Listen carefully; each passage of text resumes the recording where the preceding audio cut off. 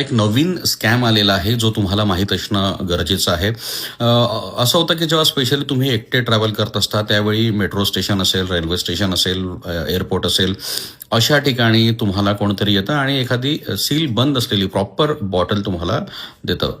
एक free will gesture म्हणून, मदत म्हणून. तुम्ही घेता, तुम्हाला वाटतं की इथे पूर्ण पॅक नवीन बॉटल आहे, तुम्ही सहज तिला उघडता आणि पाणी पिऊन घेता.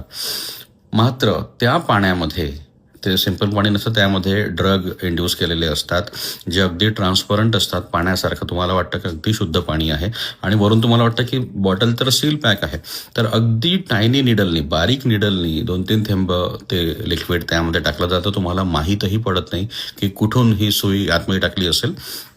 आणि मग तुम्ही एकटे असता, तुम्ही ते पाणी पिल्यानंतर तुम्ही बेशुद्ध होता आणि मग तुमच्यासोबत काय होऊ शकतं हे कोणी सांगू शकत नाही. मे बी तुमचं किडनॅपिंग होऊ शकतं किंवा तुमच्यासोबत जो माल आहे, तुमचं बॅग्स आणि फोन्स आणि कॅश वगैरे, ते सगळी लुटल्या जाऊ शकते. तर सतर्क राहा. पुढल्या वेळी जेव्हा तुम्ही एकट्याने प्रवास करत असाल तेव्हा अनोळखी व्यक्तीकडून काहीही घेऊ नका. ती म्हण आहे की my mom says do not talks to strangers, म्हणजे अनोळखी व्यक्तींसोबत बोलू नका.